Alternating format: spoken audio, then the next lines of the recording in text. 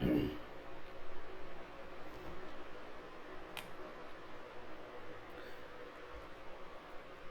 then we start our new classes regarding the constitutional law of India.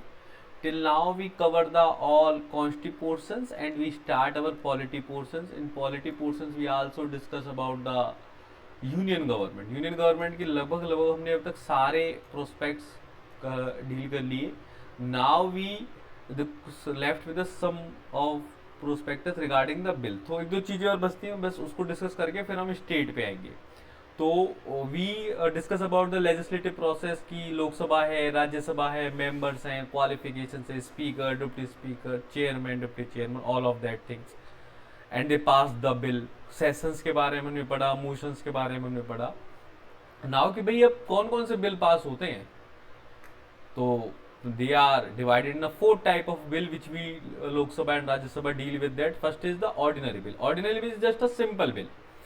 It's a normal bill which is other than the money bill, financial bill, constitution amendment. Definition तो कहती है कि भाई इन सब के अलावा जो bill बचते हैं वो आपके ऑर्डिनरी बिल है। ऑर्डिनरी बिल लाइक आपको कोई लॉ बनाना है, कोई स्टेट्यूट्स बनाने हैं, कोई रूल्स एंड रेगुलेशंस बनाने हैं, जो ना तो कॉन्स्टिट्यूशन को अमेंड कर रहे, ना सरकार की मनी के बारे में डिस्कस कर रहे, ना फाइनेंस के बारे में डिस्कस कर रहे। They just make a law with the concept of the social welfare society regarding. आपने लॉज बनाए हैं, कॉन्स्टिट्यूशन को किसी प्रोविजंस को आप वो टच नहीं कर रहे, you just make a new provisions, new law, new statute for the society. That are deal with the ordinary bill. IPC रहा, सीआरपीसी रहे, ये सब ऑर्डिनरी बिल के पार्ट है। पार्टनरशिप एक्ट, जो भी एक्ट हम पढ़ रहे हैं नॉर्मल वेज में, वो ऑर्डिनरी बिल के पार्ट है। Now we come with the major and most important aspect of the money bill. Money bill हमारा बड़ा इंपोर्टेंट बिल है। बजट सेशन में मनी बिल इंट्रोड्यूस होता है और बहुत सारे अपने स्पेशल फीचर्स है मनी बिल के रिगार्डिंग।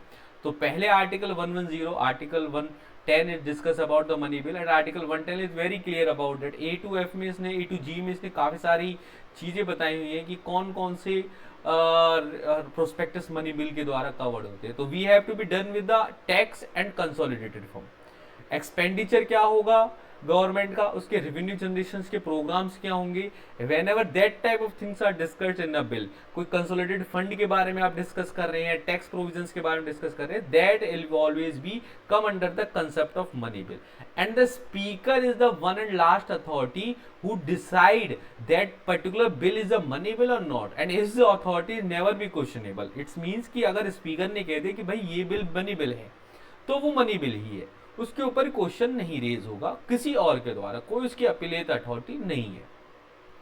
अब हम इतना कंसर्न क्यों है मनी बिल से, क्योंकि मनी बिल का एक स्पेशल प्रोविजन ये है कि मनी बिल सिर्फ और सिर्फ लोकसभा में प्रेजेंट होता है, एक बात। दूसरी बात, राज्यसभा के पास इसमें कुछ अमेंड करने की पावर ही नहीं है। He can suggest something, Rajya Sabha को सजेस्ट कर सकती है, बट वो लोकसभा के लिए ऑब्लिगेटरी नहीं है। मन होगा तो एक्सेप्ट करेगी, नहीं तो नहीं करेगी। लोकसभा से पास होने के बाद मनी बिल जब राज्यसभा में जाता है तो सिर्फ 14 डेज के लिए होता है। 14 डे में अगर राज्यसभा कुछ उसमें चेंज कर देती है, कुछ बताती है और लोकसभा उस पर कुछ कहती है कि हाँ चलो मान रहे हैं या फिर नहीं मान, तो ठीक है। अदरवाइज 14 डे बाद वो अपने आप अप्रूव हो जाएगा, चाहे राज्यसभा उसे पास करे या ना करे, चाहे राज्यसभा उसे अमेंड करने की कोशिश करे और लोकसभा उसे ना भी अपनाए, तो जैसा लोकसभा ने दिया ऐसा ही वो एक्सेप्ट हो जाएगा। That is the specific with the money bill. तो इसलिए हमें बड़ा ही क्रूशियल होना पड़ता है कि कौन सा बिल मनी बिल है कि नहीं, क्योंकि हमारे पास एक और बिल है जिसे हम फाइनेंस बिल कहते हैं। फाइनेंशियल बिल और मनी बिल में डिफरेंस करना बड़ा ही डिफिकल्ट है और एज सच कोई डेफिनेशन क्राइटेरिया भी नहीं है। आर्टिकल 117 तो ये कहता है कि भाई जो 110 के क्राइटेरिया में नहीं आ रहा वो मनी फाइनेंशियल बिल है। तो 110 के क्राइटेरिया को हटा के हमारे पास क्या बचा, हमने सारी चीज डिस्कस कर ली, हमने एक्सपेंडिचर डिस्कस कर लिया, रेवेन्यू कर ली, कंसोलिडेटेड फंड कर लिए, तो उसके बाद क्या बचा, उसके बाद बची रिपोर्ट्स, उसके बाद बची पॉलिसीज, उसके बाद बची ऑडिट।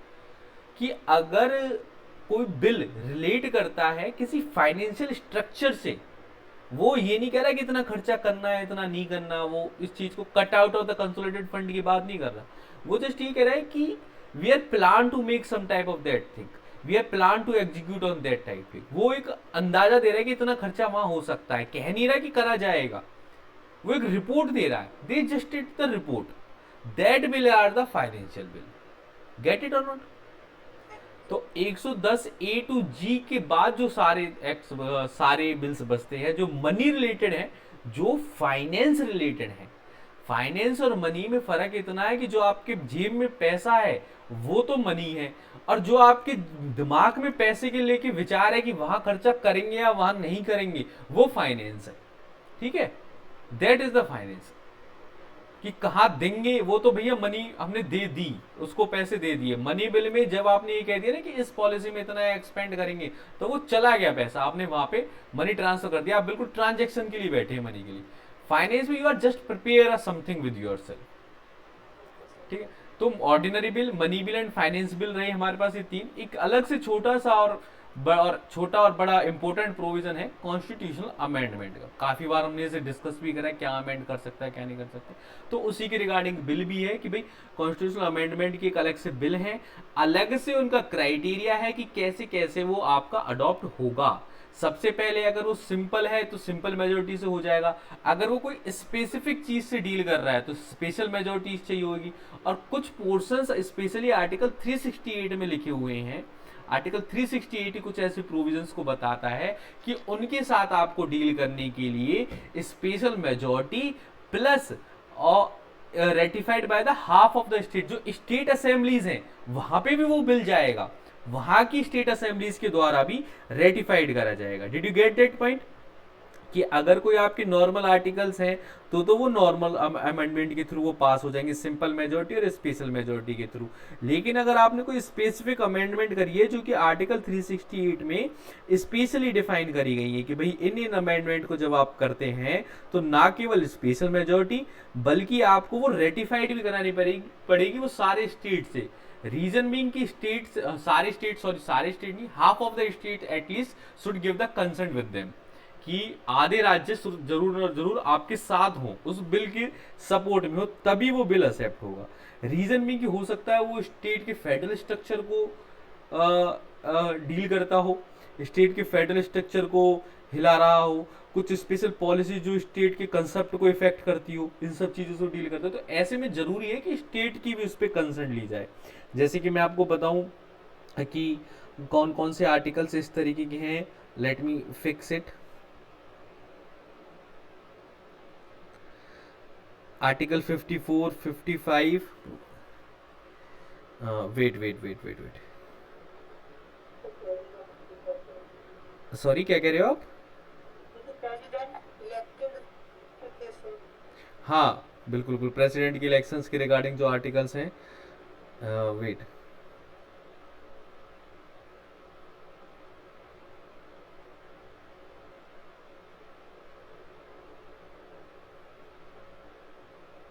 हाँ article 54, 55, 73, 162, 241, 279A. In these type of article, if you make a special change, then you have to be take the consent from the state. ठीक है, ओके चलो ये हमारा बिल के क्राइटेरिया रहा, ordinary bill, money bill, finance bill and constitutional amendment bill. अच्छा इसके अलावा चैप्टर 4 है, पार्ट 5 है, चैप्टर 5 है, पार्ट 6 है, इन सब की रिगार्डिंग 7th शेड्यूल की रिगार्डिंग अगर आपको मेजर अमेंडमेंट करते हैं, you have to be ratified your amendment with the states also, half of the states also. ठीक, चलो now we start our state executive. State portion अब हम स्टार्ट करते हैं। स्टेट की भी वही 3 ऑर्गन्स रहे, executive, legislature and judiciary. Union यहाँ पे हमने कंप्लीट करा। Now we come to the state, कि भाई स्टेट में अब क्या क्या प्रोविजंस है। After I discuss with the state executive, तो state executive are vested with the governor like a president. State is also have their own president which we call the governor. Article 153 to article 212 of the part 6, part 6 इससे deal कर रहा है। Part 6 of the constitution deal with the state executive and article 153 to article 212 deal with the provisions regarding the governor. Governor की appointment, governor की recruitment, impeachment, ये कैसे कैसे होगी। If I discuss about the qualification, तो वही सारी qualification आपकी रहेंगी। सिटीजन ऑफ इंडिया हो, 35 ईयर्स की एज हो, और वो कोई भी ऑफिस बियर ना करता हो, ना वो राज्यसभा मेंबर हो, ना वो लोकसभा मेंबर हो, ना किसी स्टेट असेंबली में वो मेंबर हो। प्रेसिडेंट साहब के द्वारा इनकी अपॉइंटमेंट होगी। टर्म्स इनका 5 ईयर का है, और टर्मिनेट भी करे जा सकते हैं bye virtue of article 156 sub clause 1 के तहत ये आपके डिसमिस भी करे जा सकते हैं अपनी पोस्ट से, और अगर इनको रिजाइन देना है then they have the article 156 sub clause 2. Now if I discuss about the power, what the power are vested with the governor. Governor have the first is the executive power, like a president. He have the executive power with the state rules. State rules के regarding कोई appointment है, PSC service की, advocate general की, council of ministers की, and so many things. Judges of the high court, नहीं high court की जजेस की पावर नहीं, sorry, nominate with the member of the legislative assemblies की कोई बात है तो they the power is completely vested with the governor. Apart from them legislative में इनके पास ऑर्डिनेंस मेकिंग पावर है. इसके अलावा कोई स्पेशल बिल जो इन्हें प्रेसिडेंट से साथ अप्रूव करवाना. अच्छा ये चीज और थोड़ा सा समझना, article 200 can refer any bill to the president for approval. Suppose आपने कोई लॉ बनाया और आपको लगता है कि यार बड़ा ही प्राइम इंपोर्टेंट रोल है, लॉ है, और इसकी और कंफर्मेशन के लिए और उसके बेटरमेंट के लिए आप उसको अपनी स्टेट असेंबली से पास कराने के बाद गवर्नर के थ्रू प्रेसिडेंट साहब को भी भेज सकते हैं कि आप इसे अप्रूव कर दीजिए. तो उसमें सेंटर की भी एक अथॉरिटी क्रिएट हो जाती है जो आपके फेडरल स्ट्रक्चर को भी स्ट्रॉन्ग करता है. ठीक है, तो you have the power to reserve the bill for the assent of president by virtue of article 200. So that power are come as a legislative role. And ordinance making power आपके article 213 में तो है ही. And if I discuss about the judiciary तो article 161 के तहत आपके पास वही सारी पावर, पर्डन, रेमिशन, रिसेशंस की आपके पास पावर है as like a president. But you are convicted है, your jurisdiction only capping by your the state. आपकी स्टेट टेरिटरी तक ही आपकी जुरिडिक्शन होगी. And last there in emergency power as such इनके पास कोई वेस्टेड नहीं है, लेकिन president is about state status. तो क्या होता है कि जब प्रेसिडेंट साहब भी इमरजेंसी लगाते हैं तो वो गवर्नर को भी पावर दे देते हैं कि आप उसको मॉनिटर कीजिए. ठीक है, आप उसको वर्क करिए on the behalf of president. ठीक है, प्रोक्लेमेशन ऑफ इमरजेंसी की इनके पास कोई पावर नहीं है. हाँ, ये एडवाइस जरूर कर सकते हैं. On the advice of the governor president can proclaim the emergency there.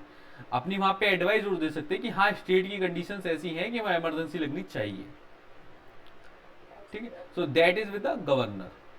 Now we come with the council of minister and chief minister, similarly like the prime minister and the prime ministers council of minister. सारे वही roles है. Governor साहब इन्हें appoint करेंगे. जो आपकी party का, जो विनिंग पार्टी का, जो मेजोरिटी पार्टी का जो लीडर होगा उसे आप चीफ मिनिस्टर अपॉइंट करेंगे. And by virtue of the chief minister, by advice of the chief ministers, you appointed the all other council of ministers. And that council of ministers should not be more than 15%. जो आपकी total legislative assembly की जो strength है उसके 15% members को, उसका 15% ही आप ministers को अपॉइंट कर सकते हैं. ये नहीं कि बहुत ज्यादा मिनिस्टर्स कर दी, लेकिन इतनी भी आपको पावर है कि वो 12 तक तो आप कर ही सकते हैं. जैसे कि अब लेजिस्लेटिव असेंबली के साथ क्या सीन है कि कहीं कहीं बहुत छोटी लेजिस्लेटिव असेंबली है. I think we are discuss with Gujarat में 43 के अराउंड ही मेंबर्स हैं. तो वहां तो फिर मिनिस्टर तो ज्यादा है, बेचा एरिया छोटा हो लेकिन डिपार्टमेंट तो वो सारे रहेंगे ही रहेंगे. तो फिर उसको डील करने के लिए आपको कम से कम 12 मिनिस्टर तो चाहिए हो सकते हैं. तो ये उन्होंने भी ध्यान रखा कि at least 12 minister you can be appoint with yourself. ठीक है, state legislature, if I discuss with the state legislature, हमने लास्ट क्लास में बात करी थी कि भाई स्टेट हर स्टेट की कंपोजिशंस तो अलग अलग है ही. दो तरीके के देखो लेजिस्लेचर होते हैं, बाई कैमरल और यूनिकैमरल. यूनिकैमरल मतलब 1 हाउस और बाई कैमरल मतलब 2 हाउस. जैसे कि हमारी पार्लियामेंट है वो बाई कैमरल है, लोकसभा राज्यसभा 2 हाउसेस हैं उसमें. यूनिकैमरल में 1 हाउस होते हैं. तो स्टेट लेजिस्लेचर में हमने प्राइमरली यूनिकैमरल सिस्टम को अडॉप्ट करा. लेकिन somehow in some cases of like Bihar, UP, Andhra Pradesh, Telangana, in this type of state we adopt the system of a bicameral. यहाँ पे 2 सदन है. कौन कौन से हैं? लेजिस्लेटिव असेंबली, ठीक है, और अगला है लेजिस्लेटिव काउंसिल, विधानसभा और विधान परिषद. लेजिस्लेटिव असेंबली जो है वो तो आपकी नॉर्मल इलेक्शन से इलेक्ट होगी. हर 5 साल बाद आपके इलेक्शंस होंगे और इलेक्शंस के से आप वो लेजिस्लेटिव असेंबली क्रिएट कर लेंगे। लेकिन जो लेजिस्लेटिव काउंसिल्स है ये सेलेक्टेड पर्सन है, not the much elected.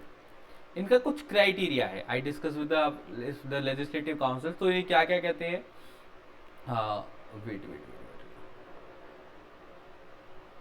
Okay, legislative councils के I didn't write the provisions, okay okay, let me wait, give me a minute, I just inform you about legislative council। legislative councils के इन्होंने criterias रख रखे हैं कि भाई ये member as a legislative council में ये ऐड ऑन होंगे, और उनके कि भाई आप स्टेट के टीचिंग प्रोफेशन से आते हो, कोई पोस्ट ग्रेजुएशन का क्राइटेरिया है कि भाई इतने पोस्ट ग्रेजुएट लेंगे, इतने सारी चीजें लेंगे। I just give you the clarification regarding, give me a minute with that.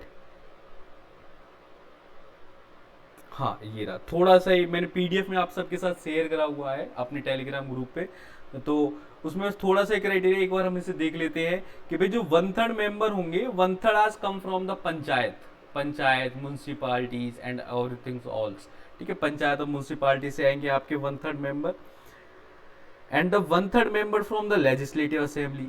1/3 member जो है लेजिस्लेटिव असेंबली इलेक्ट करेगी, विधानसभा आपकी इलेक्ट करेगी। 1/12 member are graduate 3-year standing residing of the state, elected by the graduates of 3-year standing residing in the state। एक 1/12 member जो है वो लोग इलेक्ट करेंगे जो कि ग्रेजुएट हैं, आपकी स्टेट्स में जो ग्रेजुएट पर्सन्स हैं वो इलेक्ट करेंगे 1/12 मेंबर्स को। 1/12 member elected by the person of the teaching experience of the 3 year in educational institute. 1/12 जो होंगे वो लोग इलेक्ट करेंगे जो टीचिंग प्रोफेशन से हैं, ठीक है, आपकी स्टेट में 3 साल से जो टीचिंग प्रोफेशन में कर रहे हैं। And 1/6 member are the nominated by the governor. तो ये थोड़ा सा आपको ध्यान रखना है कि 1/3 आपने ले लिया म्यूनसिपालिटी से, म्यूनसिपालिटी एंड पंचायत से, 1/3 आपने लेजिस्लेटिव असेंबली से ले लिया, 1/12 लिया आपने कहाँ से, टीचिंग प्रोफेशन वाले लोगों से, और 1/12 लिया आपने ग्रेजुएट लोगों से। And the last 1/6 are nominated by the president, sorry very sorry, last 1/6 are nominated by the governor, ठीक है। ये आपका लेजिस्लेटिव काउंसिल का स्ट्रक्चर हुआ। डन, चलो now we come with the, यहाँ पे देखो अब हमने स्टेट की भी अपनी गवर्नमेंट फॉर्म कर दी, यूनियन की भी गवर्नमेंट फॉर्म कर दी। वी ऑलरेडी नो कि हमने क्या चीज, यू जस्ट, हाँ you just memorise that thing कि भाई क्या है, लेजिस्लेटिव काउंसिल है, अब उसमें इलेक्शन से तो आ नहीं रहे लोग, डायरेक्ट इलेक्शन तो उससे हो नहीं, उसमें हो नहीं रहे, वहां पे अब कैसे आ रहे, तो जो इलेक्शन हो रहा है वो कहाँ हो रहा है, 1/3 लोगों को जो लोग आएंगे वो वहां की उस राज्य की सारी पंचायतों से इलेक्ट होके आएंगे। पंचायत जैसे बहुत सारे सरपंच हो गए, सारे सरपंच मिलके 1/3 लोग, सपोज जैसे कि 5 लोग इलेक्ट होने हैं पंचायतों से, तो सारी पंचायत के सरपंच वगैरह और मेंबर ऑफ पंचायत मिलेंगे और इलेक्शन कर लेंगे, 5-4 लोगों को नॉमिनेट करके इलेक्शन करवा देंगे, इलेक्शन में खड़े करवा देंगे, वो राज्यसभा मेंबर बन जाएंगे, ठीक है। 1/3 आपके लेजिस्लेटिव असेंबली से इसी तरीके से आएंगे। 1/12 जो उस एरिया में आपके राज्य में जितने ग्रेजुएट लोग हैं ना, वो सब वोटिंग करेंगे, बस उसमें वो सब उन 1/12 लोगों के लिए वोटिंग करेंगे। बाकी के जो 1/12 होंगे उस आपके राज्य में जो लोग टीचिंग प्रोफेशन में 3 साल से मिनिमम उनका 3 ईयर का एक्सपीरियंस है वो वोट कर सकते हैं, और 1/6 जो होंगे वो गवर्नर साहब नॉमिनेट करेंगे।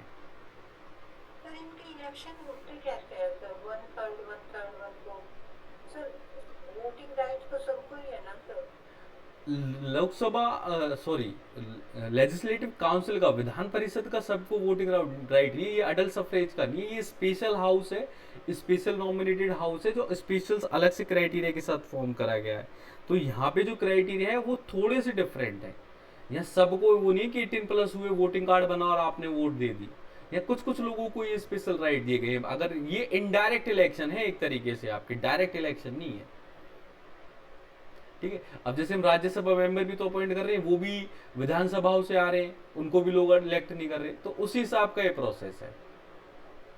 तो वो तो बहुत सभा से ही आ रहे हैं, वो भी नॉमिनेट हो रहे हैं, उसी में से वही उनको इलेक्ट कर रहे हैं, तो हाँ इसमें थोड़ा सा डिफरेंट है भाई, देखो जो प्रोसेस है इसमें थोड़ा डिफरेंट है। रीजन भी कि देखो राज्यसभा के लिए तो हमारे पास विधानसभा है, वो उन्हें इलेक्ट करके भेज रही है, यहाँ पे अब विधान परिषद के लिए उससे नीचे कोई सभा नहीं है, तो उन्होंने कुछ ही क्राइटेरियाज फॉर्म कर रखे हैं।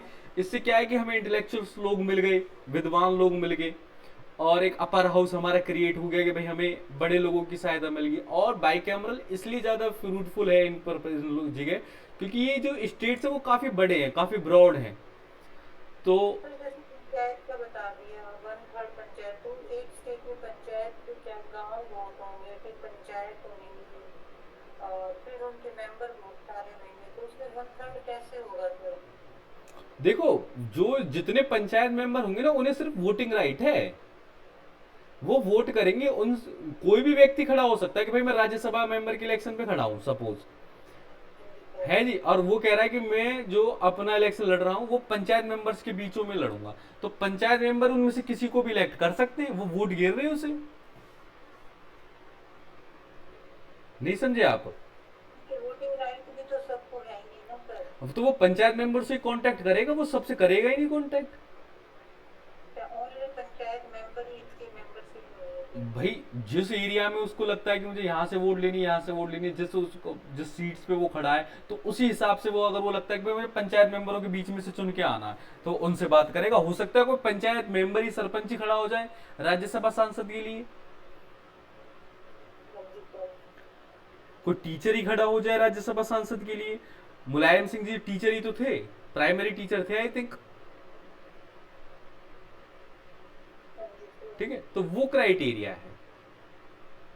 तो उसमें जैसे आगे ये लेजिस्लेटिव असेंबली का वन थर्ड बता दिया, फिर लेजिस्लेटिव असेंबली तो पहले से ही इलेक्टेड है ना सभी को। ओहो, आप समझ लीजिए, जो लेजिस्लेटिव असेंबली के जो मेंबर हैं उन पे वोटिंग राइट है। बहुत सारे कैंडिडेट्स खड़े हैं, सपोज देखो, अगर आप ये समझो कि आपको पास 300 मेंबर की विधान परिषद है, ठीक है, लेजिस्लेटिव काउंसिल है, वन थर्ड हो गया आपका 100 member elected by the legislative assembly. अब लेजिस्लेटिव असेंबली में इलेक्शन लड़े जाएंगे, बहुत सारे लोग खड़े होंगे, तो उसमें सिंगल ट्रांसफरेबल वोट की मदद से हम 100 लोगों को इलेक्ट कर लेंगे। ये नहीं है कि असेंबली से ही 100 लोग आ जाएं, असेंबली सिर्फ वोट गिरेगी बाहर के लोगों को, वहां पे खड़े होंगे लोग बाहर के, असेंबली के मेंबर अपनी सीट को छोड़ के नहीं आएंगे यहाँ पे, ठीक है। ये क्राइटेरिया नहीं कि असेंबली के मेंबर खुद ही आपस में अपनी सीटों को छोड़ के इधर आ रहे हैं। और एक चीज तो हम भूल ही गए, इसमें सेम राज्यसभा वाला कंसेप्ट है कि एक साथ सारे इलेक्शन नहीं होते इसमें, one third member are retiring every second year, तो एक तिहाई मेंबरों के इलेक्शन होते रहते हैं, हाँ जी सर। ठीक है। अब क्लियर हुए कंसेप्ट? एवरी 2 ईयर या 3 ईयर सर? क्या क्या? One third member retired every 2 year या every 3 year? Every 2 year, sorry एक मिनट, इससे भी कंफर्म कर लेते हैं यार, इसमें पिछली बार भी कंफ्यूजन थी, 2 ईयर था मेरे हिसाब से ना। पिछली बार तो 2 ईयर था सर। हाँ, तो इस बार भी 2 ईयर है, हाँ 2 ईयर ही है। One third member is retire in every 2 year, और 6 ईयर का इनका टर्म है, हाँ जी सर। ठीक है। ज्यादा उसमें नहीं जाना, स्टैटिक पार्ट हमें याद रखना है, one third from the panchayat and municipalities, one third from the legislature, 1/12 from the graduate person and 1/12 from the teaching profession who have the 3 year experience. There is the criteria of the regarding the should be the citizen of India, 30 year age and no hold any office of profit, ठीक है जी। इसके अलावा ये है कि one third member is retire in every second year, 6 year का आपका time period. Sir फिर कितने मेंबर होते हैं सर इसमें टोटल, तो इसमें असेंबली में? लोकसभा असेंबली में कितने मेंबर्स होंगे, सॉरी लोकसभा काउंसिल में, सॉरी विधान परिषद में, क्लियर करते हैं, लेजिस्लेटिव काउंसिल में कितने मेंबर होंगे। लेजिस्लेटिव काउंसिल के जो मेंबर्स होंगे मैम, ये डिसाइड होगा कि आपकी लेजिस्लेटिव असेंबली में कितने मेंबर है। लेजिस्लेटिव असेंबली का 1/3 होगा, जो आपकी लेजिस्लेटिव असेंबली है ना, विधानसभा है जो, उसके 1/3 के बराबर में लेजिस्लेटिव काउंसिल के मेंबर्स होंगे। सर विधानसभा के फिर उसमें फिक्स है सर विधानसभा के तो फिक्स रहते हैं, विधानसभा के तो स्टेच्यूटरी कॉन्स्टिट्यूशनल प्रोविजंस है कि इस राज्य के इतने विधानसभा मेंबर है, इस राज्य के इतने। वो जब चेंज भी होती है तो वो जो मैंने बताया था ना कि जैसे हमें पार्लियामेंट्स के मेंबर चेंज होते हैं सेंसेक्स के बाद, जनगणना के बाद हम चेंज करते हैं, तभी वो चेंज होते हैं, उसके बाद वो फिक्स हो जाते हैं, उन पर लॉक लग जाता है। स्टेट के अलग अलग होते हैं फिर। हर स्टेट की विधानसभा अलग अलग होती है, हर स्टेट के नंबर ऑफ विधानसभा members, number of legislative assemblies members are different. I think जैसे हरियाणा में 60 to 70 मेंबर हैं, 60 है आई थिंक, 60 लोगों की यहाँ पे विधानसभा है। यूपी में 250 अबव के अराउंड मेंबर्स हैं। ठीक है, तो वो स्टेट वाइज वेरी करता है उनकी पॉपुलेशन के वाइज कि जितनी ज्यादा पॉपुलेशन उतने ज्यादा मेंबर्स आपको चाहिए होंगे। ठीक है, ये तो नहीं आएगा ना सर। ना ना, बस इतना आएगा कि लेजिस्लेटिव काउंसिल में 1/3 ऑफ द लेजिस्लेटिव असेंबली के मेंबर होंगे। और लेजिस्लेटिव असेंबली में पूछेंगे तो फिर हाँ, हो जाएगा। ना ना ना, लेजिस्लेटिव असेंबली का ऐसे नहीं पूछे। ये तो ऐसे क्वेश्चन तो ना जब आप किसी स्टेट का स्पेसिफिक एग्जाम देते हैं तब पूछे जाते हैं कि आज जैसे आप हरियाणा पीसीएस का कुछ ऐसा हरियाणा का स्पेसिफिक एग्जाम देंगे तो वहां पूछे जा सकते हैं कि आपकी हरियाणा की असेंबली में कितने मेंबर्स हैं। ठीक है, so till now we cover regarding the state polity portions and the union polity portions की हमने स्टेट की गवर्नमेंट फॉर्म कर ली, यूनियन की गवर्नमेंट फॉर्म कर ली। Now the time come to make the relation between them.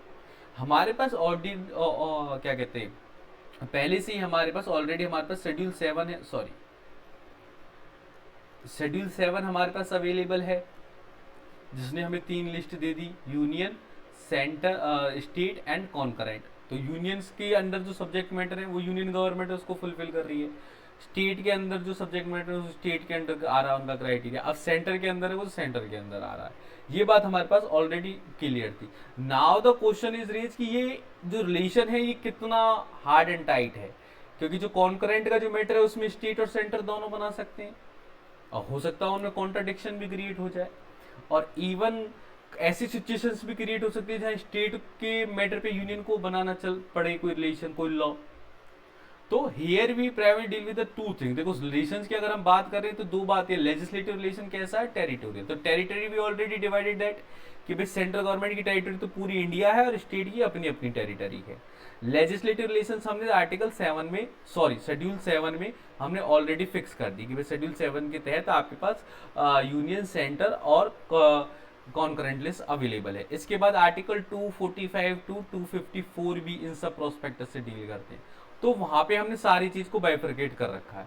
Now we have the some of the exception regarding that कि कुछ केसेस में central government, parliament have the power to make a law on state list, कुछ cases में। तो वो exception हम एक बार देखेंगे कि एक तो when Rajya Sabha passes the resolution, इसको पहले हम बाद में करेंगे, अभी हम और देख लेते हैं। एक तो भाई नेशनल इमरजेंसी के टाइम में सेंट्रल गवर्नमेंट लोग राज्यसभा के लिए, सॉरी सेंट्रल गवर्नमेंट राज्य के लिए कोई भी लॉ बना सकती है इमरजेंसी टाइम में। आर्टिकल 352, 356 वो सारे इसी से डील कर रहे हैं। During the national emergency by virtue of the article 250 central government can make any law on the matter of the state list. Okay, second thing is about the power of the parliament to make a law for 2 और more state. कोई ऐसी situation आ रही है, कुछ 2 states के बीच में contradiction create हो रहा है, कोई वाटर को लेके या फिर किसी भी मैटर के लेके कोई डिस्प्यूट हो रहा है, तो पार्लियामेंट उन दोनों को काम डाउन करके एक लॉ क्रिएट कर सकती है जो mutually accepted by both of them होगा। ठीक है, तो उस सिचुएशन में बाय वर्च्यू ऑफ आर्टिकल 252 का parliament can make a law for the state list. Third is about the कोई इंटरनेशनल ट्रीटी है, एग्रीमेंट है, कन्वीनियंस है, तो इसके लिए हमने स्पेशल पावर आर्टिकल 253 में सेंट्रल गवर्नमेंट को दी कि भाई अगर आप सेंट्रल गवर्नमेंट को इंटरनेशनल ट्रीटी में साइन कर आया, अब उस साइन करने के बाद उसको अपने यहाँ लॉ बनाने, अब उसने अपने यहाँ आगे देखा कि भाई ये लॉ तो स्टेट के सब्जेक्ट मैटर में, अब कैसे बने, तो वहां आर्टिकल 253 के तहत आप वो लॉ बना सकते हो। ये बात क्या है कि भाई इंटरनेशनल एग्रीमेंट्स को इंप्लीमेंट करने के लिए मैंने ये लॉ बनाया है। ये पावर स्पेशली इसलिए दी कि अगर ये ना दी जाती तो इंटरनेशनली हम अपने आप को वीक फील करते कि हमारे पीएम साहब एक स्वेच्छा से निर्णय नहीं ले पाते। तो अब उनके पास कंप्लीट पावर है कि वो वहां जाके जो भी आपको इंटरनेशनल रिलेशन बनाने, सोशल वेलफेयर को देखते हुए वो आप बना सकते हैं। और last is again with the president rule की प्रेसिडेंट रूल और इमरजेंसी टाइम में central government can make any law for the state list and for the state territories. ठीक है, एक पहला वाला पॉइंट रहेगा कि भाई राज्यसभा पास अ रेजोल्यूशन, राज्यसभा तो सारे एक्ट पे अपना मत देती ही है, इसमें कौन सी नई बात है। तो इसके लिए हमने आर्टिकल एक 249 हमने अलग से लिख रखा है। देखो भाई, राज्यसभा जो मेंबर है वो डायरेक्टली राज्यसभा राज्यों की असेंबली से होते हुए आ रहे हैं, स्टेट असेंबलीज उन्हें इलेक्ट करके भेज रही है, तो कहीं ना कहीं वो स्टेट असेंबलीज को, स्टेट लेजिस्लेटिव असेंबलीज को ऊपर जाकर रिप्रेजेंट कर रहे हैं। अब कोई लॉ बना और वो लॉ जो है किसी स्टेट लिस्ट पे हमने बना दिया, स्टेट मैटर के, स्टेट का कोई सब्जेक्ट था, स्टेट लिस्ट में आता था, आर्टिकल शेड्यूल 7 की लिस्ट 2 में आता था वो, और उस पर हमने लॉ बना दिया। अब उस सब्जेक्ट मैटर पे बने हुए लॉ पे अगर राज्यसभा 2/3 मेजोरिटी से उसे पास कर देती है, 2/3 बहुमत के साथ अगर राज्यसभा उसे पास कर दे, तो इससे हम ये प्रिज्यूम करते हुए चलेंगे कि राज्यसभाओं के थ्रू लेजिस्लेटिव असेंबली की भी उनपे कंसेंट है, इसलिए वो लॉ अब उस स्टेट्स पे भी लगेंगे। 2/3 मेजोरिटी से अगर प्रेजेंट मेंबर्स की 2/3 मेजोरिटी पे अगर वो पास कर देते हैं, then it will be deemed as to be accept by the all states. Get it. तो ये स्पेशल प्रोविजंस हमने कुछ ऐड करे कि कब कब पार्लियामेंट जो है स्टेट्स के मैटर में बदलाव बना सकती है। यहां तक तो ये चीज कवर हुई। अब क्या स्टेट पार्लियामेंट के मैटर में लॉ बना सकता है? प्राइमरली ये चीज को डिनाई करा जाता है कि भाई स्टेट सिर्फ अपनी स्टेट मैटर में बनाएगा, और कॉन्करेंट जो लिस्ट है अगर उसमें ऑलरेडी यूनियन गवर्नमेंट का कोई लॉ बना पड़ा है तो यूनियन गवर्नमेंट का लॉ प्रिवेल करेगा। अगर कोई यूनियन गवर्नमेंट का स्टेट सेंटर का कोई लॉ नहीं है और आपने लॉ बना दिया तो स्टेट का प्रिवेल करेगा। लेकिन स्टेट का सपोज आपने बना दिया और फिर सेंट्रल गवर्नमेंट ने भी एक और लॉ बना दिया, सिचुएशंस को थोड़ा समझते चलना। स्टेट ने भी लॉ बना दिया तो और सेंट्रल गवर्नमेंट ने भी लॉ बना दिया, इस सिचुएशन में फिर से सेंट्रल गवर्नमेंट का ही प्रिवेल करेगा। अगर स्टेट फर्स्ट अपनी एक्सेप्टेंस प्रेसिडेंट से ले लेता है तो फिर स्टेट का करता है तो अगर प्रेसिडेंट से कंसेंट ले लेता, तो हाँ तब हाँ बिल्कुल बिल्कुल बिल्कुल आप सही पॉइंट पहुंचे कि अगर स्टेट जो है कॉन्करेंट के किसी मैटर पे लॉ बनाता है और उस पे साथ के साथ प्रेसिडेंट साहब से भी आर्टिकल 200 के थ्रू, जो अभी हमने पीछे पढ़ा, लेट मी शो यू, हाँ आर्टिकल 200 के थ्रू अगर गवर्नर साहब प्रेसिडेंट से कंसेंट ले लेते हैं, सेंट्रल गवर्नमेंट से कंसेंट ले लेते हैं, तब अब सेंट्रल गवर्नमेंट उस लॉ पे नया कोई नई चीज नहीं ऐड कर सकती until and unless there is a consent by the state। ठीक है, दूसरे एक बार पेज पहले वाला दिखाना सर, इसमें लिख सकते हैं ये वाला article 200 can refer any bill to the president for approval. इसके थ्रू मैं ये कहना चाह रहा हूं, एक बार फिर से ध्यान से देखेंगे कि भाई देखो कॉन्करेंट लिस्ट है, ठीक है, अगर कॉन्करेंट लिस्ट पे स्टेट और सेंटर दोनों लॉ बना सकते हैं। अगर इसमें सेंट्रल गवर्नमेंट ने पहले लॉ बना दिया तो भैया वही लॉ चलेगा, और अगर स्टेट गवर्नमेंट ने पहले बना दिया तो वही चलेगा। लेकिन स्टेट ने पहले बनाया, उसके बाद सेंट्रल गवर्नमेंट ने दोबारा बना दी, सेकंड टाइम बना दिया, तो अब सेंट्रल गवर्नमेंट का प्रिवेल करेगा। लेकिन अगर स्टेट ने पहले बनाया प्लस प्रेसिडेंट से कंसेंट ले ली और उसके बाद अगर सेंट्रल कोई लॉ बनाती भी है तो भी वो इस पे प्रिवेल नहीं करेगा, पहले वाला ही करेगा। ठीक है, सेकंड टाइम बना दिया, सेकंड टाइम बनाने की जरूरत पड़ गई है और यूनियन ने पहले बना दिया तो फिर यूनियन का प्रीमियम होएगा ना सर? नहीं, यूनियन ने अगर पहले ही बना रखा फिर तो कोई दिक्कत ही नहीं, फिर तो कोई बना ही नहीं सकता। नहीं सर, जैसे हमने स्टेट में बना के और पहले हमने एक्सेप्टेंस ले ली प्रेसिडेंट की और हमारा बन गया, हमारा एक्सेप्टेंस में आ गया, अगर उसी मैटर पे हमारे को दोबारा से रूल बनाना पड़ गया और यूनियन ने पहले बना के और कर दिया तो उसी का ही एक्सेप्टेंस होएगा सर? फिर पहले वाला देखो आप ये कहना चाह रहे हो कि स्टेट ने कोई लॉ बना दिया और गवर्नर से, प्रेसिडेंट से कंसेंट भी ले ली, अब उसी मैटर पे यूनियन ने भी बना दिया पर स्टेट का प्रिवेल कर रहा है उस स्टेट में। अब उस स्टेट को दोबारा अगर उसी मैटर पे लॉ बनाना है तो वो क्यों बनाएगा, वो अपने पुराने वाले लॉ में अमेंड करेगा ना, ओके सर, है ना, फिर उसे नई लॉ बनाने की जरूरत ही नहीं, वो तो उसी में कोई अमेंडमेंट कर देगा एज पर रिक्वायरमेंट। भाई ऐसा लॉ का तो सिंपल सा क्राइटेरिया है कि अगर मैंने आज कह दिया मर्डर एक ऑफेंस है, तो ऐसा तो है नहीं कि मैं आगे चल के ये कह दूं कि मर्डर ऑफेंस नहीं है, ऑफेंस तो हमेशा ही रहेगा। हाँ ये हो सकता है कि मैं पनिशमेंट चेंज कर दूं, तो उसके लिए मैं अमेंडमेंट कर लूंगा। हाँ जी सर। ठीक है, so that is the thing which are the central state legislative relation. एक चीज और मुझे लास्ट में ऐड करनी है, यहां तक क्लियर है? हाँ जी सर। कभी ये ऐसा नहीं होता कि रूल को कैंसिल कर दें और उसकी दोबारा से रिक्वायरमेंट हो जाए सर? सम अच्छा, मतलब पुराने उस पूरे बिल को ही आप कैंसिल कर दें और फिर दोबारा से नया बिल बनाएं, फिर तो भैया यूनियन का ही प्रिवेल करेगा। ऐसा होता नहीं है वैसे कि आप उसे कैंसिल ही क्यों करेंगे जब दोबारा, हाँ हो सकता है कि आपने कैंसिल कर दिया और बाद में नया बनाने की हो सकती, तो फिर यूनियन ही प्रिवेल करेगा। फिर उसमें इसमें काफी सारी चीजें आ जाती है। फिर देखो डॉक्टर एक्लिप्स भी तो लग सकता है कि आप उस लॉ को बनाए रखो, बस इन्फोर्स में मत रखो।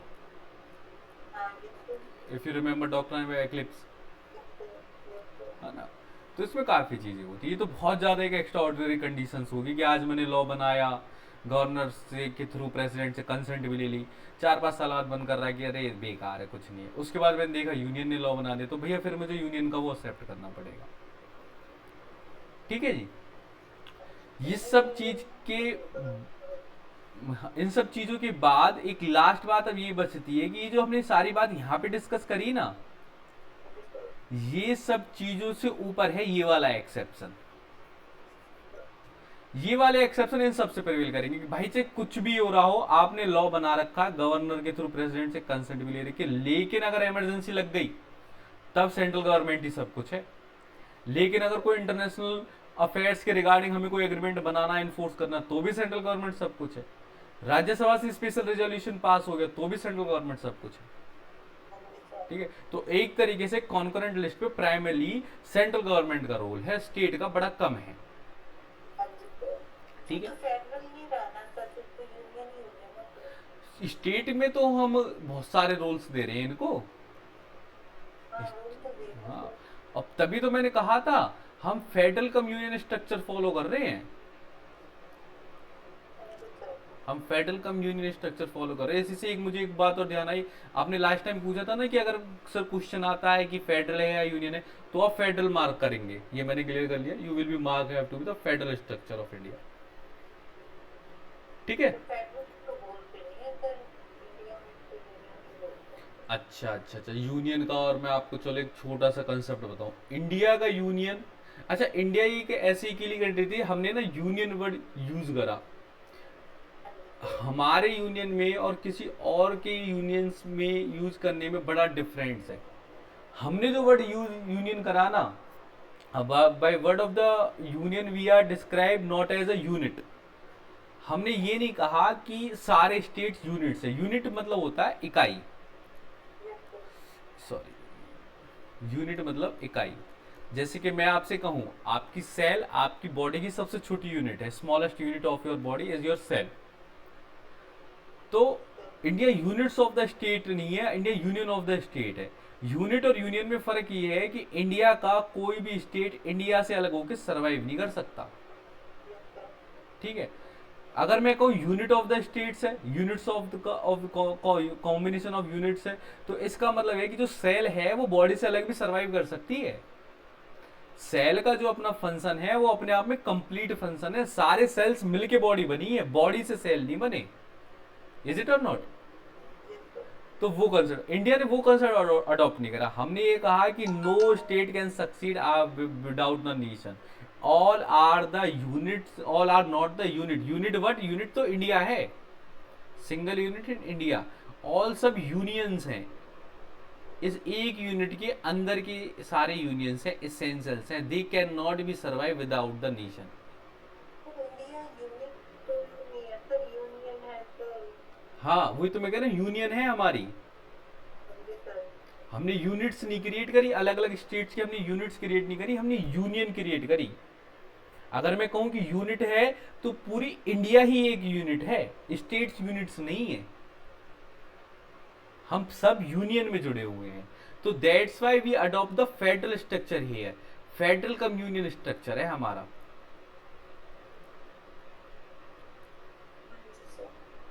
अरे यार, एक यहाँ पे लिखता हूँ, फेडरल कम यूनियन स्ट्रक्चर है, क्योंकि जो हमने सारे फीचर्स दिए अपने आप को, चाहे वो सेपरेशन ऑफ द पावर हो, डिवीजन ऑफ द वर्क हो, फॉर्मेशन ऑफ द गवर्नमेंट हो, formation of the judiciary or administrative policies or completely with the federal, but still we are work in a single form as a union. That's why we give the federal cum union structure. Formulations हमने federalist वाले अपनाए हैं, पर हमने cover अपने आप को union structure का दिया है. तो अगर वन लाइनर या फिर ऑब्जेक्टिव आती है, you have to mark with the federal. ठीक है, चलो now we come with the, यहाँ पे हमने लेजिस्लेटिव रिलेशन डिस्कस. को यूनियन नहीं बोला जाता सर, फेडरल तो नहीं बोला जाता हमारे कॉन्स्टिट्यूशन. हाँ, यूनियन ऑफ द स्टेट ही लिखा है उसमें डेफिनेटली. तो फिर यूनियन का ही लिखेंगे ना, सिर्फ फेडरल क्यों लिखेंगे सर हमारे गवर्नमेंट के लिए. मैम ओहो, आप समझेंगे मैं आपसे क्या कहना चाहता हूँ. फेडरल इन द सेंस कि आप ये बताओ कि आपके कॉन्स्टिट्यूशन के फीचर्स ज्यादा किस में मिलते हैं. अगर हम देखें जैसे फेडरेशंस की क्या फीचर्स थे कि भाई एक तो आपके पास सबसे पहले रिटर्न कॉन्स्टिट्यूशन होना चाहिए, कॉन्स्टिट्यूशन काफी रिजिड होना चाहिए, डिविजन्स होने चाहिए, सब्जेक्ट मैटर्स उसमें डिवाइड हो, सेपरेशन ऑफ द पावर्स हो, ऑर्गन्स उसमें अलग अलग हो. ठीक है, इंक्लूसिव एक्सक्लूसिव आपके पास लिस्ट अवेलेबल हो. तो that features are similar with our structure. अगर मैं फॉर्म ऑफ गवर्नमेंट की बात करूं तो हम federal government federal structure follow कर रहे हैं. चाहे वो मैं जुडिशरी देख लो आप, चाहे वो लेजिस्लेचर देख लो, इवन एग्जीक्यूटिव देख लो, तीनों ही ऑर्गन फेडरल स्ट्रक्चर को फेवर कर रहे हैं. उसके बाद जो अंदर हमने प्रोविजंस दिए, चाहे वो इमरजेंसी का है, चाहे वो आर्टिकल 250 का है, वो कहीं ना कहीं थोड़े थोड़े यूनियन फेवरेबल थे. लेकिन स्ट्रक्चर तो हमने फेडरल लिया है ना, इसलिए हम इसे फेडरल पे मार्क करेंगे. यूनियन में तो फिर हमें प्रेसिडेंट रूल चाहिए होता, और क्या कहते हैं सबका उसमें सपोर्ट चाहिए होता, law making power single handed होनी चाहिए थी, कोर्ट्स एक होती, बाकी सब इसके नीचे वर्क करते. यहाँ तो सुप्रीम कोर्ट अलग है, हाई कोर्ट अलग है. हम कतई नहीं कह सकते कि सुप्रीम कोर्ट का सुपरिटेंडेंस है हाई कोर्ट पे, पर ये हम बिल्कुल कह सकते हैं कि हाई कोर्ट का सुपरिटेंडेंस है डिस्ट्रिक्ट कोर्ट्स पे. ठीक है, तो हमने अडॉप्टिव फेडरल स्ट्रक्चर करा है. सुप्रीम कोर्ट का भी तो है ना सर हाई कोर्ट पे. नहीं मैम, कभी नहीं कहना कि हाई सुप्रीम कोर्ट सुप्रिटेंड करती है हाई कोर्ट्स को. लॉ नहीं कहता ये बात. लॉ में ये जरूर प्रोविजंस मैं आपको दिखा दूंगा कॉन्स्टिट्यूशन में कि high court have the monetary and सुपरविजनरी power regarding the district courts, but supreme court never be go with the affairs of the high courts. ठीक है, हाई कोर्ट का अलग है सिस्टम. क्या चीज. हाई कोर्ट का अलग सिस्टम है, सुप्रीम कोर्ट का अलग है सर. हाँ जी, हाँ जी, बिल्कुल बिल्कुल. तो अभी पढ़ेंगे ये वाली चीजें भी. चलो अभी अब जुडिशरी आने दो, तब अच्छे से करेंगे इसे हम, है ना. केसेस तो सर सुप्रीम कोर्ट वाले ही लगते हैं सर, अगर चेंज हो गया तो. समझा नहीं, क्या कहा आपने. जो प्रिंसिपल सुप्रीम कोर्ट ने बना दिया था, केसेस तो वही. वो तो देखो, अच्छा इसका मैं आपको इससे एग्जांपल देता हूँ. जो सुप्रीम कोर्ट ने प्रेसिडेंट बनाया वो सारे हाई कोर्ट्स पे लगता है. ये बात ये मैं आपसे एग्री करता हूँ. लेकिन जो हाई कोर्ट प्रेसिडेंट्स बना रहा है, हर हाई कोर्ट अपने स्टेट के लिए अलग अलग प्रेसिडेंट नहीं बनाता क्या. तो हाई कोर्ट भी तो अपने आप में एक सुप्रीम अथॉरिटी रख रहा है अपने स्टेट्स में, और सुप्रीम कोर्ट भी रख रहा है. तो फेडरल स्ट्रक्चर क्रिएट हुआ नहीं हुआ. एक हाई कोर्ट दूसरे हाई कोर्ट के प्रेसिडेंट को बिल्कुल चेंज नहीं कर सकता.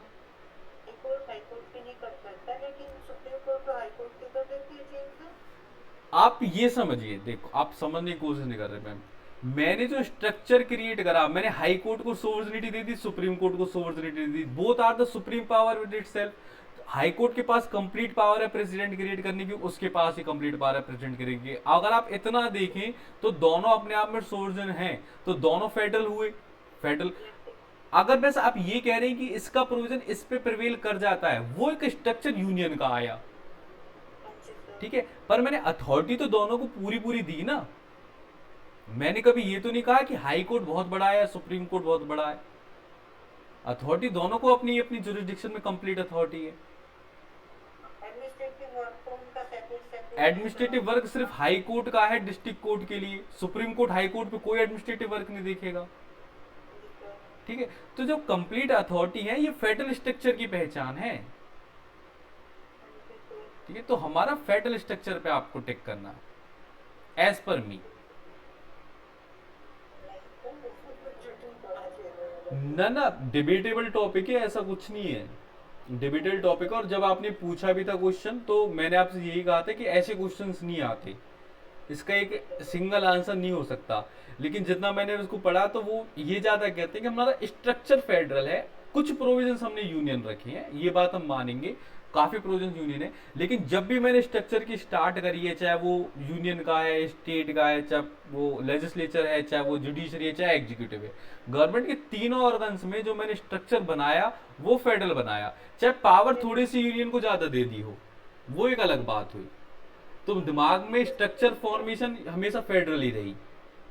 तो जब भी टसल होती है किसी भी बात पे तो फिर यूनियन प्रिवेल करता है, तो यूनियन के रूल को प्रिवेल किया जाता है। तो इससे तो सुपर में पूरी हो गया ना सब कुछ, तो फिर यूनियन की भी होगी। आप यूनियन को ना इस देखो, अच्छा एक चीज और समझो, टसल की वाली बात पे मैं एक बात बताऊं कि हमेशा ट्राई करो कि जनरल लॉ प्रिवेल करे। जो आप ना एक्सेप्शंस देख के यूनियन को प्रिवेल करा रहे हो, ठीक है, चलो एक्सेप्शंस में मत जाओ। अगर मैं जनरल लॉ पे बात करूं तो आपको नहीं लगता फेडरल स्ट्रक्चर फॉलो हो रहा है?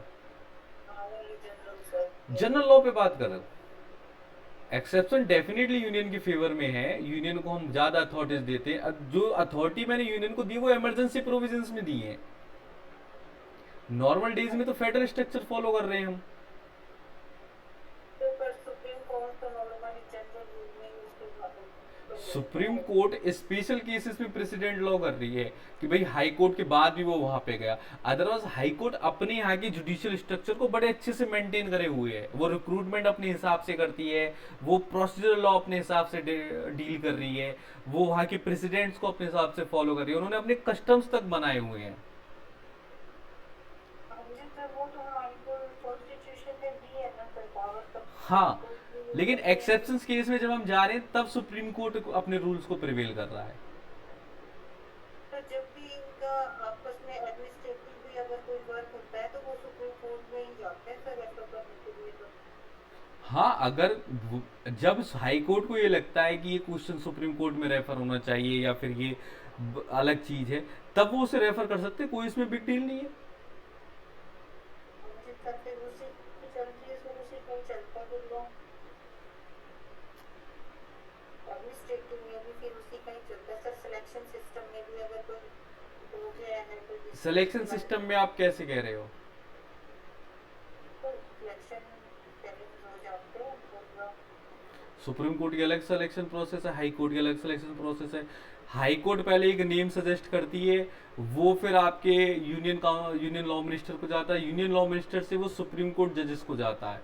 तो सीजीआई एंड टू अदर जजेस मिलके, जो उनका कॉलेजियम है, उसमें मिलके फिर वो सेलेक्ट करके फिर दोबारा से union law minister then president. तो उनका वो क्राइटेरिया है। तो जो स्टार्टिंग इनिशिएशन है हाई कोर्ट जज के अपॉइंटमेंट के लिए, वो स्टार्ट तो हाई कोर्ट से ही हो रहा है ना, हाँ जी सर, स्टार्ट तो हाई कोर्ट स्टार्ट से हाई हो रहा है कोर्ट पर। कर रही है। और मैं तभी आपसे कह रहा हूँ, आप फिर गलत जा रहे हैं। अगर आप, मैं इस चीज को मेन मान लूँ, रिक्रूटमेंट को मैं मेन मान लूँ, आप अगर रिक्रूटमेंट कहना चाहते हो, रिक्रूटमेंट एडमिनिस्ट्रेशन को आप अगर साथ ले रहे हो, तो फिर तो सेपरेशन ऑफ पावर भी खत्म हो गया हमारे पास। एग्जीक्यूटिव साहब अपॉइंट करते हैं, लेजिस्लेटिव बताता है, हाँ जी सर, वो मत देखो आप। मैं कह रहा हूँ स्ट्रक्चर देखो, मैंने तीन टायर पर बनाए हैं, फेडरल की पहचान है, मैंने सब्जेक्ट का डिवाइड करा है, फेडरल की पहचान है, मैंने लॉ के तीन अलग कोर्ट्स बना दिए, वो फेडरल की पहचान हुई। हर लेवल पे मैंने एक बंदा रखा, वो एक फेडरल की पहचान है। तो स्ट्रक्चर मेरे हिसाब से फेडरल बनाया हमने, ठीक है। अब क्या फेडरल की पहचान नहीं की, स्पेशल यूनियन, स्पेशल हमने नेशन गवर्नमेंट बनाई, स्पेशल हमने कुछ सुप्रीमेसी पावर्स उसको दी, ये एक्सेप्शंस क्लॉज हैं। इसलिए फेडरल कम यूनियन स्ट्रक्चर है, हमारा last output federal cum union structure पे ही आएगा। लेकिन मैंने जितनी रिसर्च करी, आपके उस क्वेश्चन के रिगार्डिंग मेरा ये पॉइंट ऑफ व्यू गया कि भाई मैं फेडरल पे मार्क करूंगा, सिर्फ based only about the structure.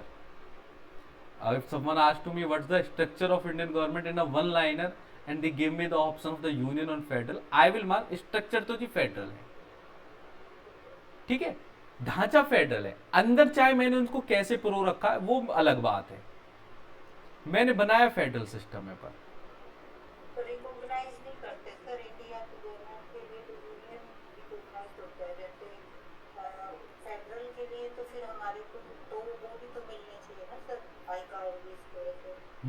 ये आपका पॉइंट वैलिड था, ये पॉइंट वैलिड था।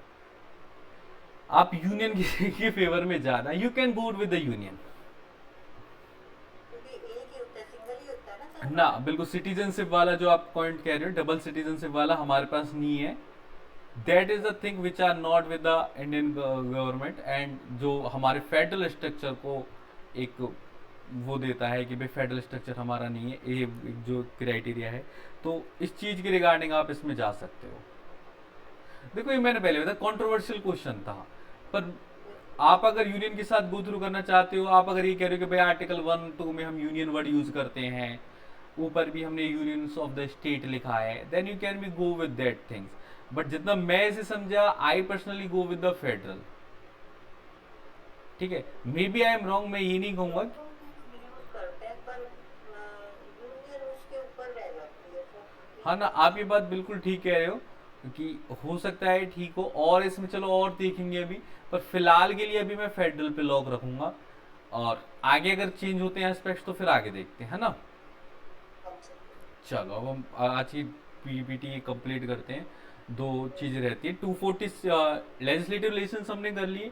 Now we come the administrative relations की जो एडमिनिस्ट्रेटिव पार्ट्स है, रिक्रूटमेंट है, पोजीशंस है, रिस्पॉन्सिबिलिटीज क्राइटेरिया है, तो वो कैसे कैसे वर्क करेगी। तो article 256 to 263 of the part 11 of the constitution deal with the administrative relations between them. तो power of the union government to interest some responsibility to the state government. पहली बात इसने ये कही कि यूनियन गवर्नमेंट के पास पावर है, वो स्टेट को कुछ रिस्पॉन्सिबिलिटीज दे सकती है। Union government can even issue the direction to the state governments. और ऑल इंडिया सर्विसेज का जो प्रोविजन है, जो कई बार आपने डिमांड सुनी होगी ना, ऑल इंडिया जुडिशरी एग्जाम होना चाहिए, हर स्टेट का अलग अलग नहीं होना चाहिए। तो वो सारी चीजें आर्टिकल 312 के थ्रू है कि जितनी भी ये ऑल इंडिया सर्विसेज की जो एग्जाम्स हैं, चाहे वो यूपीएससी है या फिर जो जुडिशरी का हम जो नेक्स्ट लेना चाहते हैं, वो इसका ये इसका मेन आर्टिकल है कि इस आर्टिकल का ऑब्जेक्ट ये है कि हम ऑल इंडिया सर्विस एग्जाम रखें, सारी रिक्रूटमेंट की जो बड़ी पोस्टेस हैं वो हम ऑल इंडिया लेवल पे रखें, स्टेट्स वाइज नहीं रखें। ठीक है, next thing is about the appointment of the governor, integrated judicial force and the laws and the public service commissions. इन सब की जो अपॉइंटमेंट हो रही है, जो सेंट्रल इनका रिलेशंस क्रिएट हो रहा है कि भाई अभी जैसे आपने बात करा गवर्नर की अपॉइंटमेंट प्रेसिडेंट ने करी, तो सेंट्रल स्टेट का रिलेशन वहां पे एक एडमिनिस्ट्रेटिव दिखा। हाई कोर्ट जजेस को प्रेसिडेंट साहब अपॉइंट कर रहे हैं, सुप्रीम कोर्ट से हम उनके आइडिया ले रहे हैं, that make a relation between the administrative prospectives with the centre and state. तो सेंटर काफी सारी चीजों में स्टेट्स की पोस्ट को भी रिलेट करता है। ठीक है, last we come with the financial relation. Article 268 to 293 of the part 12 deal with the financial relation of the central state relationship. It's simply describe कि भाई स्टेट के पास कितना पैसा जाना चाहिए और कितना वो रेवेन्यू हमें कलेक्ट करके देगा। रेवेन्यू पहले सेंट्रल गवर्नमेंट के पास जाएगा, then through the central government transfer to the state government.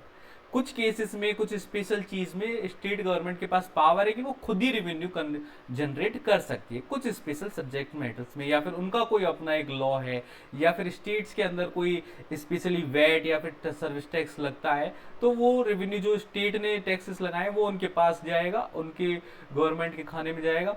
और जो कलेक्टिवली कलेक्ट होगा सेंट्रल गवर्नमेंट से, उसके थ्रू जो पैसा स्टेट का जो हिस्सा रहता है सेंट्रल गवर्नमेंट के खजाने पे, वो उसे कम मिलता रहेगा। ये सुनिश्चित आर्टिकल 260 टू 293 के होगा। ठीक है, so these are the relation between the centre and state, legislative and executive या फिर एडमिनिस्ट्रेटिव कह सकते हैं, और last is about the financial. ठीक है, यहाँ हमने सेंट्रल स्टेट रिलेशनशिप और यूनियंस का कवर अप करा। Next class we are I think deal with the judiciary portions कि जुडिशियल सिस्टम स्टेट और सेंटर का कैसे वर्क करता है। ठीक है, तो आज की क्लास यही एंड करें। Okay then, thank you.